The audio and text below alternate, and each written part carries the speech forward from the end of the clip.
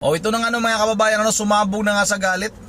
Itong pamunuan ng Iglesia ni Cristo, nako po, mahirap ito. Dahil nga itong Iglesia ni Cristo mga kababayan, kilala natin ito. Na may mga disiplina ito. Kung ano yung gusto ng kanilang pinuno, ay talagang kanilang sinusunod. Mahirap ito mga kababayan ha. At yun na nga, bilang suporta, excuse me, kay Senador Rodante Marcolita, nakaanib din ng Iglesia ni Cristo dahil nga ngayon baliktad na mga kababayan. Kung sino pa yung matino, kung sino pa yung gustong lumabas ang katotohanan, lalong lalo na sa malawakang korupsyon ngayon, ito nga'y kaugnay mga kababayan sa napaka-anomalyang flood control scandal. Pero siya pa yung kinakasuhan ngayon ng plunder. Nauna pa mga kababayan, ang tindi ng administrasyong ito. Kahit naman siguro mangmang mga kababayan, makapaghalata talaga siguro, mahalata mo talaga siguro na itong administrasyong ito ay ayaw lumabas nila yung totoong nangyari, yung totoong korupsyon na nangyari ngayon sa ating bansa. Dahil nga ang mastermind nito mga kababayan ay nakatira sa Malacanang. Hindi lang si Romualdez ang mastermind nito mga kababayan, hindi gagalaw yang si Martin Romualdez kung walang utos sa mas nakakataas mga kababayan. Kaya nga, itong si Remulla mga kababayan ay nilagay nila bilang ombudsman. Dahil nga, plano na nila yan. Yan si Remulla na yan ang tagahabol. Pero hindi sa mga masasama ha. Si Remulla ang tagahabol ng mga gustong lumabas ang katotohanan katulad nitong si Senador Dante Marcolita. Kung sino pa nga ang matino ngayon mga kababayan, siya pa yung hinahabol. Sila pa ngayon yung kinakasuhan. Sila pa ngayon ang gustong mawala sa pamahalaan dahil gusto nila na patuloy pa rin yung kanilang pagkamkam sa kaban ng pira ng ating bayan. O ito na mga kababayan, panoorin natin itong talumpati mga kababayan sa isa sa mga ministro ng pamunuan ng Iglesia ni Cristo. Ito na, sabay-sabay natin panoorin ito. Narinig ko sumisigaw kanina ng "We are one". Sigaw nga, "We are one! We are one!" Balik na lang. Rotary, bilis to. Takbo. Mga kababayan, mga kapwa Pilipinong nagmamahal sa ating bayan at sa katotohanan. Ngayon po ay narito tayong muli, hindi dahil sa ano paman, kundi dahil sa atin pong paninindigan. Narito tayo upang ipanawagan ang katotohanan, ang katarungan at ang pananagutan. Hindi lamang para sa ating sarili, kundi para sa ating mahal na bayan. Mga kababayan, kakasuhan na raw po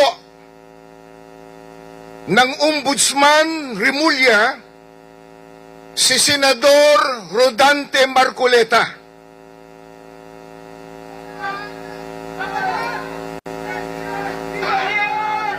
Ikakaso daw po ay indirect bribery, plunder, mga kasong mabibigat, mga kasong magkukulong sa isang inosenteng tao.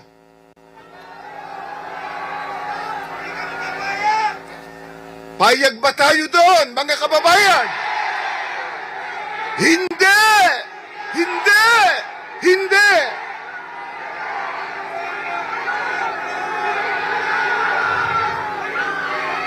Meron pong napakalaking tanong. Bakit po si Marcolita? Bakit ang nag-iimbestiga ang siyang kinakasuhan? Bakit ang ang naglalantad ng katotohanan, ang siya nilang pinag-iinitan. Hindi po ba't ang COMELEC mismo ang nag-absuelto kay Marcoleta sa isyung ito? Hindi po ba pinatunayan na ng COMELEC na walang nilabag na batas si Marcoleta at sa natanggap niyang pinansyal na tulong mula sa mga pribadong individual? Kung ang pagtanggap ng campaign funds ay basihan ng plunder, bakit si Marcoleta lang?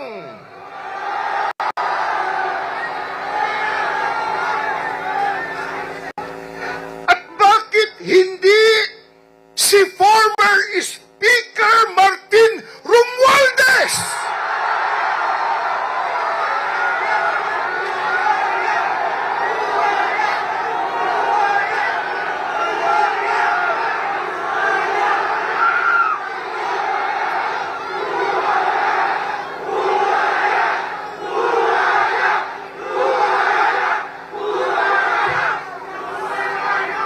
Bakit hindi siya ang kasuhan ng plunder? Yayamang tila umamin na siya nang siya ay lumabas sa isang video at nagdawit pa sa ehekutibo sa naganap na napaka-anomalyang flood control projects. Tila inamin na niya.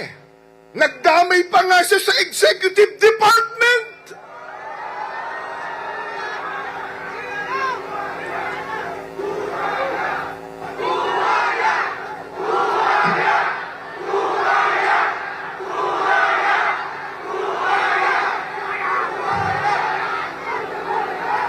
Bakit po tila bailable ang naging kaso niya? Samantalang si Marcoleta plunder agad.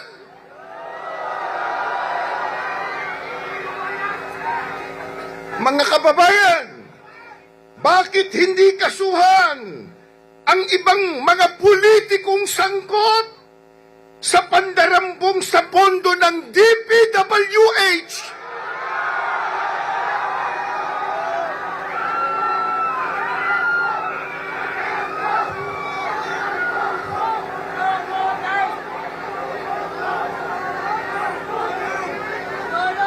Ang dinambong nilang pondo ng DPWH ginamit sa kampanya ng ilang senador ngayon na nasa mayurya.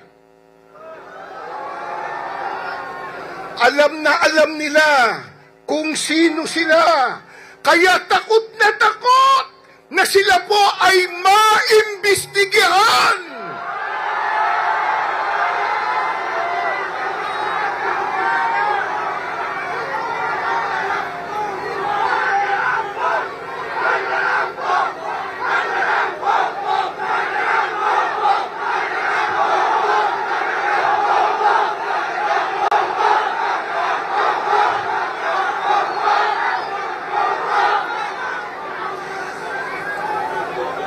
Si Congressman Libiste po, may ebidensya. May sworn statement si Bersamin. Nariyan po ang mga ebidensya. Ngunit bakit tila bulag ang ombudsman sa mga ito? Bakit Ginoong Boying Rimulya? Bakit?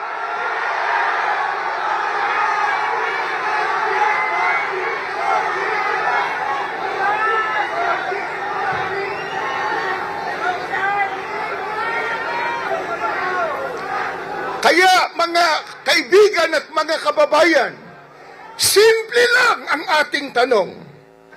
Bakit si Marcoleta?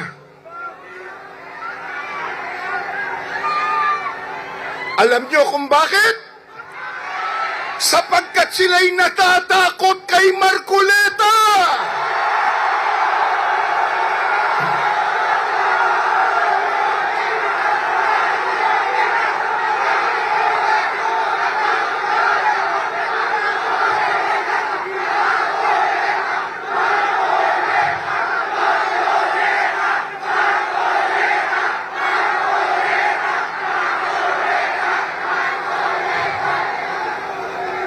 Natatakot po sila na igiit ni Marcoleta ang investigasyon sa pinakamalaking nakawan sa kasaysayan ng ating bansa, ang flood control scandal.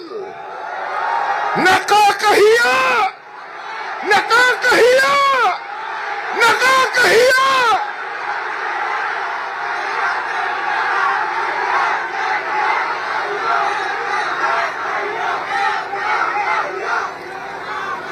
Ayaw po nilang lumabas ang katotohanan. Ayaw po nilang mapanagot ang mga mastermind.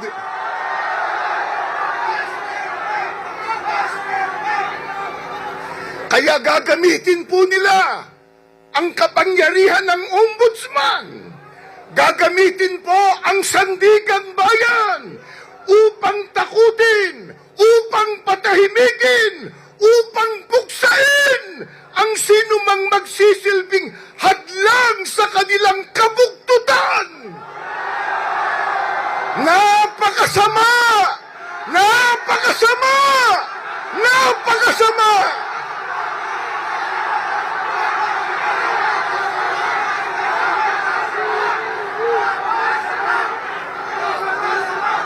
Mga kaibigan at mga mahal na kababayan, tandaan po natin, ang selective justice ay hindi po katarungan. Ang selective justice ay injustice!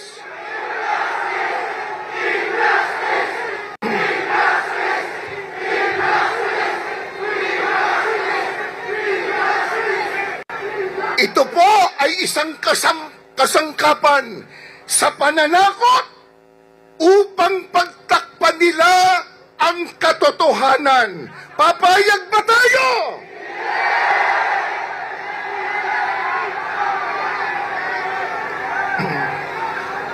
Mga mahal na kaibigan at mga Pilipinong nagmamahal sa ating bayan, kapag ang mga ahensya ang dapat sanang nagpuprotekta sa mga mamamayan, siya pa rin nagkakampi-kampi upang gibitin ang mga naglalantad ng katotohanan. Saan tayo pupulutin na mga mamamayan? Hindi po ba halatang halata? Halatang halata na ang ombudsman, ang sandigan bayan, at ang ilang mga mambabatas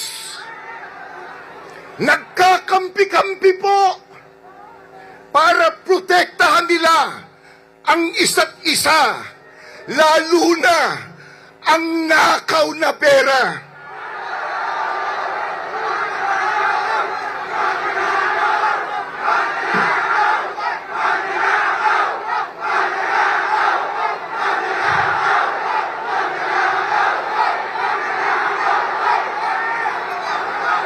Hindi lamang po nagkakampi-kampi para protektahan ang isa't isa upang hindi po matukoy ang utak ng korupsyon. Mastermind!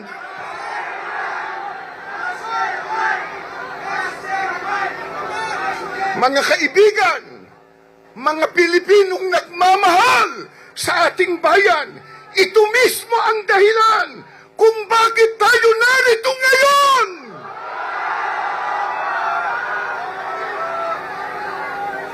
Hindi tayo papayag na ang katotohanan ay ilibing ng kasinungalingan.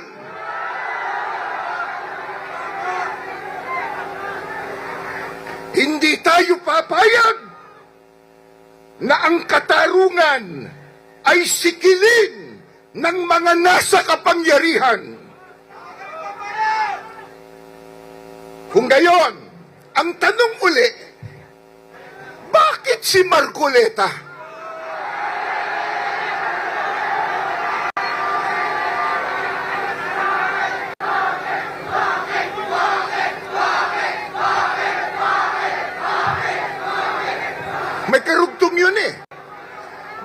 si Marcoleta, sila ang mandarambong!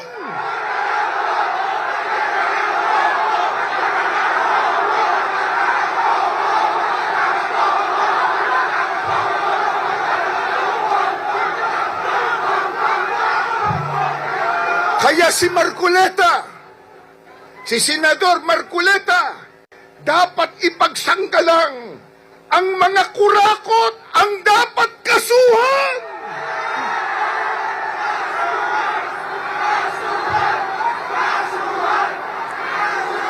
Ang mandarambong ang dapat ikulong.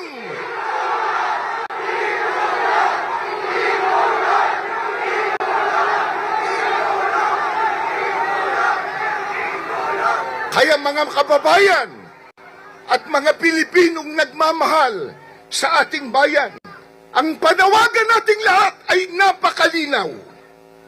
Ilantad ang katotohanan, panagutin ang mga mastermind sa korupsyon, hindi ang naglalantad. Pairalin po natin ang hustisya.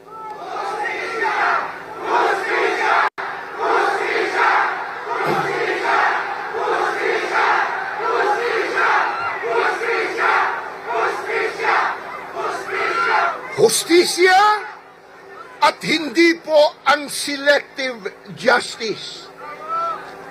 Mga kaibigan, mga mahal po naming mga kababayan, tandaan po natin, kung ang inosenteng tao ikinukulong nila upang matakpan ang kasalanan ng iba, ang buong sambayanan ang magiging biktima. Kaya, ulitin natin, kaya tayo tumitindig po ngayon. Kaya tayo ay nagkakaisa. Hindi natin hahayaang mamatay ang katotohanan. Sa pamamagitan po ng pananakot nila at ng kanilang pandaraya.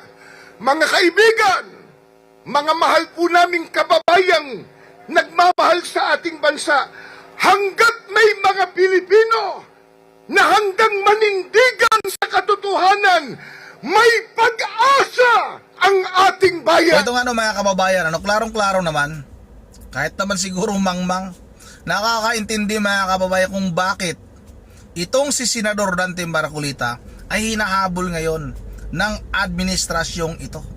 Bakit gusto nilang ikulong itong si Senador Dante Marcolita?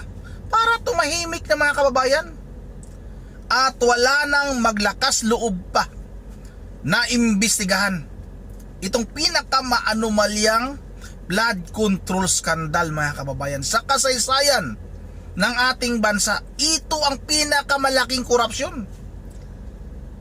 Kaya gusto nilang tumahimik o gusto nilang patahimikin itong si Senador Dante Marcolita mga kababayan, at hindi papayag ang pamunuan ng Iglesia ni Cristo.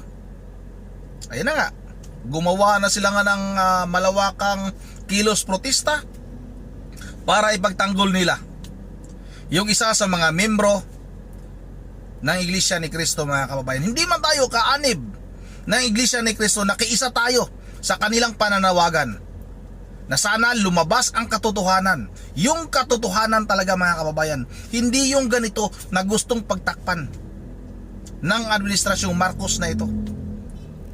Kung may kasong plunder pala mga kababayan, ang mga politiko na tumanggap ng donation para panggastos nila sa kanilang pangangampanya, lahat ng politiko mga kababayan dapat kasuhan, dapat ikulong yung mga yan. Wala naman siguro tayong mga politiko dyan mga kababayan na hindi tumatanggap o tumatanggi sa mga ibinibigay sa kanila ng mga campaign donor.